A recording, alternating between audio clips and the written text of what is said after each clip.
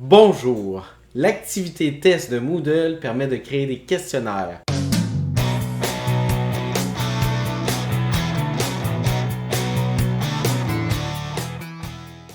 Dans ce tutoriel, je vais vous montrer comment l'élève fait pour répondre à ces questions dans un quiz, comment faire pour naviguer à l'intérieur du quiz et dans Moodle, comment faire pour voir sa note finale suite à un examen, comment faire pour revoir son questionnaire après un examen, constitué d'une très grande variété de types de questions. Ces questionnaires peuvent être faits avec ou sans feedback et également avec ou sans notes, ce qui permet à l'enseignant de l'utiliser de plusieurs façons. Donc, il pourrait, par exemple, l'utiliser comme examen formatif, au service de l'apprentissage, comme on dit dans le jargon en pédagogie. Il peut également l'utiliser pour des fins de sanction, donc un examen sommatif qui va compter au bulletin, par exemple. D'abord, l'élève va se rendre dans un cours, il va cliquer sur le questionnaire pour l'ouvrir. Du moment qu'il arrive à la page du questionnaire, on peut cliquer sur le bouton « Effectuer le test ». Donc ici, je suis à ma deuxième tentative. J'ai déjà une première tentative de fait. Effectuer de nouveau le test, c'est le bouton qui apparaît. Sinon, ça va être marqué « Faire le test ». Donc, je clique sur le bouton « Effectuer le test ». Dans ce cas-ci, l'enseignant a verrouillé le questionnaire et a mis un mot de passe qu'il m'a transmis. Ce n'est pas le cas de tous les quiz. Certains des questionnaires n'ont pas de mot de passe. Donc, j'indique le mot de passe à cet emplacement. Je clique sur « Démarrer une tentative ». Et voilà, je démarre mon quiz. Sur la gauche, on voit une série de cartes. Donc, je peux me déplacer d'une question à l'autre en cliquant directement sur les cartes. Je peux même sauter d'une carte à l'autre et revenir à une carte précédente. Également, je peux aller à la page suivante ou à la page précédente, ce qui va avoir le même effet que si j'utilisais les cartes qui sont ici. Remarquez bien ceci. Ici, on me dit, j'ai ma question, combien de protons y a-t-il dans un atome d'hélium?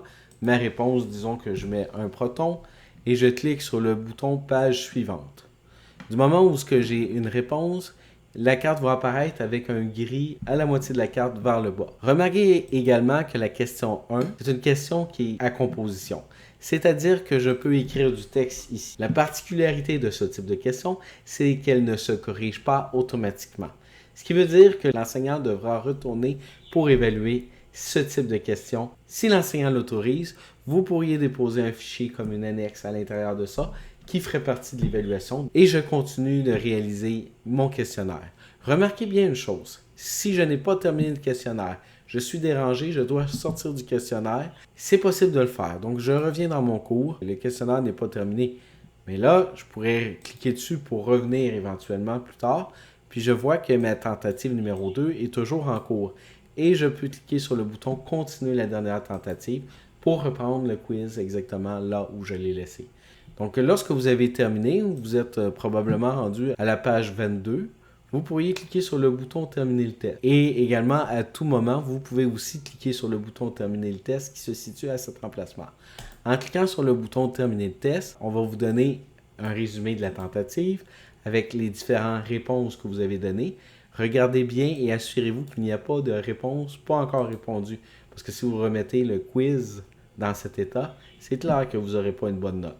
Donc, on va descendre jusqu'à « Tout envoyer terminé ». M'apparaît une page pour confirmer « Es-tu vraiment sûr que tu veux l'envoyer ?» Je clique sur « Tout envoyer terminé » une seconde fois. Et voilà, j'ai terminé mon quiz. Et là, je vois toutes les cartes qui sont en rouge. C'est celles que je n'ai pas eues.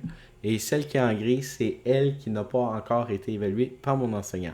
Donc ici, j'ai quelques informations concernant mon quiz et je peux revoir toutes les réponses que j'ai données. Lorsque j'ai terminé, je clique sur « Terminer la relecture ». Remarquez que si je reviens dans mon cours et je clique sur le questionnaire que je viens de faire, ici, on voit les 2 tentatives que j'ai faites et je peux relire chacune des tentatives en cliquant sur « Relecture » et je verrai toutes les réponses que j'ai données moi-même à ce quiz.